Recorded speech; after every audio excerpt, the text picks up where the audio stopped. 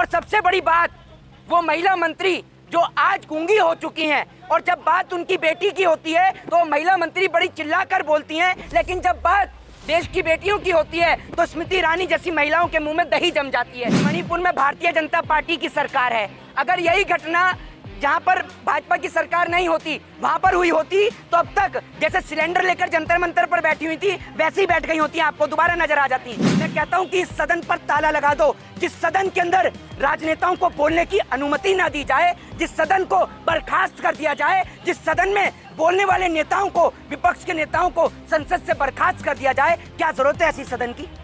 क्या जरूरत है ऐसी पार्लियामेंट की? मैं कहता हूँ कि वो इंसान के परिवेश में कुत्ता है, जानवर है, जो महिलाओं की इस घटना पर अभी भी गूंगा बन के बैठा है। मैं उसको जानवर से उसकी तुलना करता हूं जो महिलाओं के साथ हुए इस दुर्व्यवहार को लेकर अभी भी गूंगा बनकर बैठा हुआ है। हर न्यूज में मुसलमान को जोड़ दिया जाता है। आपने ये नहीं देखा कि जब बिल्किस बानो के साथ में हुआ, बताइए उन अपराधियों को जब आप इस देश के अंदर बलात्कारियों का स्वागत फूल की माला पहनाकर करेंगे ना, और बलात्कारियों को पैरोल पर बाहर निकालेंगे और बलात्कारियों का स्वागत करेंगे, यही हालत होगी इस देश की।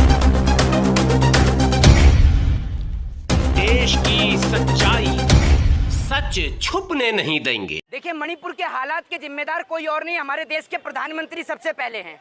उसके पीछे का कारण ये है कि हमारे देश के राजा बाबू प्रधानमंत्री, जब मणिपुर जल रहा था तो पूरे देश के लोग देश के प्रधानमंत्री जी से कह रहे थे कि आप मणिपुर को लेकर अपनी प्रतिक्रिया रखें, लेकिन हमारे देश के राजा बाबू प्रधानमंत्री के पास इतना समय होता है कि कभी वो अमेरिका चले जाते हैं, कभी वो मिस्र की मस्जिद में चले जाते हैं और कभी मध्य प्रदेश में चुनावी यात्रा करने पहुंच जाते हैं। लेकिन राजा बाबू प्रधानमंत्री पर इतना समय नहीं होता कि हमारे देश के प्रधानमंत्री मणिपुर को लेकर उसका जायजा ले सकें। और सबसे बड़ी बात, वो महिला मंत्री जो आज गूंगी हो चुकी हैं और जब बात उनकी बेटी की होती है तो महिला मंत्री बड़ी चिल्लाकर बोलती हैं, लेकिन जब बात देश की बेटियों की होती है तो स्मृति ईरानी जैसी महिलाओं के मुंह में दही जम जाती है, इनके मुंह से आवाज नहीं निकलती है। और अगर इनसे कोई सवाल कर ले तो पत्रकारों को धमकाने का काम करती हैं और इनके कोई खिलाफ बोल दे तो उसके खिलाफ मुकदमा करने का काम करती हैं। ये इनका काम है एकमात्र। मतलब डबल स्टैंडर्ड पॉलिसी क्यों है स्मृति ईरानी का? वो डबल स्टैंडर्ड पॉलिसी इसलिए है स्मृति ईरानी की, मैं आपको बता दूं कि मणिपुर में भारतीय जनता पार्टी की सरकार है। अगर यही घटना जहां पर भाजपा की सरकार नहीं होती वहां पर हुई होती तो अब तक जैसे सिलेंडर लेकर जंतर मंतर पर बैठी हुई थी वैसे ही बैठ गई होती, आपको दोबारा नजर आ जाती। स्मृति ईरानी सिर्फ अपनी बेटी को लेकर बोलती हैं। जब उनकी बेटी का मामला होता है तो आपने देखा होगा कि सदन में गला फाड़ फाड़ के चिल्लाती हैं। सोचकर देखिए, जिस देश के अंदर महिलाओं को देवी समझकर पूजा जाता है, जिस देश के अंदर माता के सम्मान में, नारी के सम्मान में लंका दहन हो गई, जिस देश के अंदर नारी के सम्मान में रामायण और महाभारत हो गई, आज उस देश के अंदर महिला को निर्वस्त्र किया जा रहा है।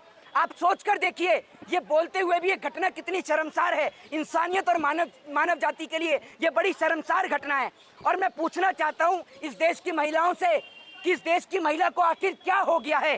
क्या हो गया है? क्या इस देश की महिला महारानी लक्ष्मीबाई को पढ़ना भूल गई हैं? क्या इस देश की महिला फुल्लन देवी को पढ़ना भूल गई हैं? क्या इस देश की महिला सावित्रीबाई फुले को पढ़ना भूल गई हैं? मैं पूछना चाहता हूं कि क्या इस देश की महिला इतनी कमजोर हो गई कि उनको निर्वस्त्र कर दिया जा रहा है? बताइए। एक वक्त ऐसा था कि जब इस देश के अंदर सती प्रथा के चलते आपने देखा होगा कि महिलाओं को जला दिया जाता था, कि अगर किसी के पुरुष की डेथ हो गई तो उसी के साथ में उस महिला को जला दिया जाता था। लेकिन उन सब परंपराओं को समाप्त किया गया। लेकिन उसके बाद भी जब आप और हम कहते हैं कि we are living in 21st century, कि हम 21वीं सदी के भारत में रहते हैं, 21वीं सदी के भारत में महिलाओं को निर्वस्त्र करके घुमाया जा रहा है। और ये घटना जहाँ महिलाओं के साथ में बर्बरता होती है, ये घटना किसी भी राज्य की हो, बड़ी निंदनीय घटना है और मैं इस घटना का कड़े शब्दों में विरोध करता हूँ। बहुत दुखी है, बख्शा नहीं जाएगा किसी को।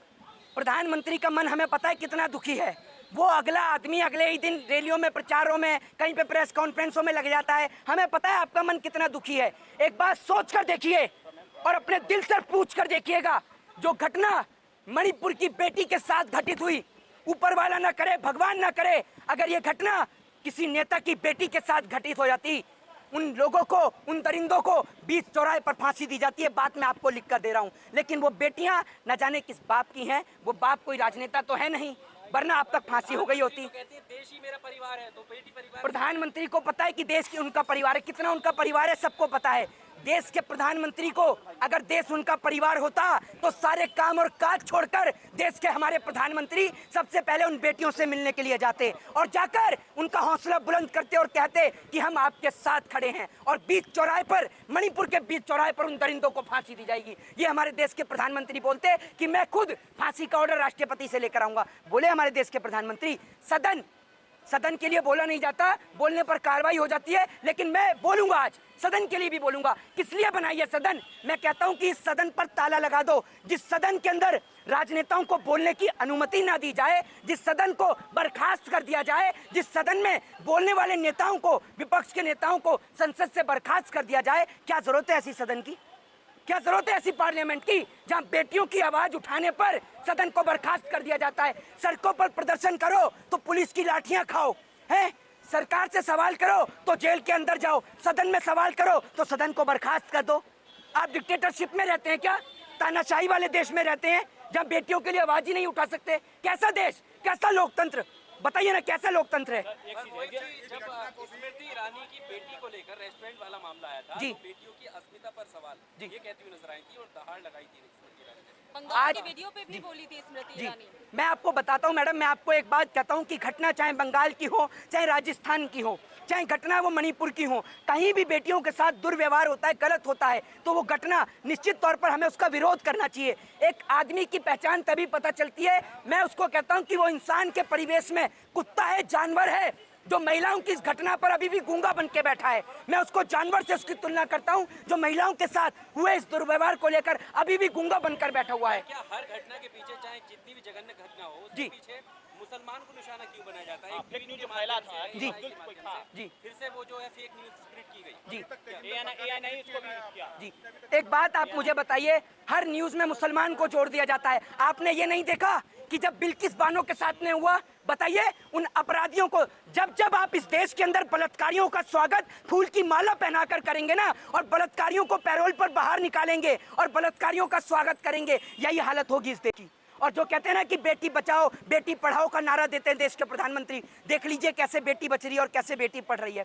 बेटी को सड़क पर निर्वस्त्र करके घुमाया जा रहा है, शर्म आनी चाहिए हमारे देश के प्रधानमंत्री को। बिल्किस बानो को न्याय मिलता है तो इस तरह की घटना करने वाले डरते हैं। मैं ये कहता कि बिल्किस बानो से पहले अगर राम रहीम, आसाराम, चिन्मयानंद, कुलदीप सिंह सेंगर, अगर इनको फांसी के फंदे पर लटका दिया गया होता तो बिल्किस बानो के साथ भी इस तरीके का जघन्य अपराध नहीं होता। मैं तो ये कहता हूँ आपसे, इस देश में निर्भया के टाइम पर अमेंडमेंट आया फांसी का, उसके बाद आज तक फांसी किसी भी रेप के दोषियों को नहीं दी गई है। मैं देश की सरकार से निवेदन करता हूं कि जिनकी भी बेटियां हैं उन नेताओं को आवाज उठाना चाहिए। आपने देखा संजय सिंह को आज सदन से बर्खास्त कर दिया गया सिर्फ आवाज उठाने के पीछे।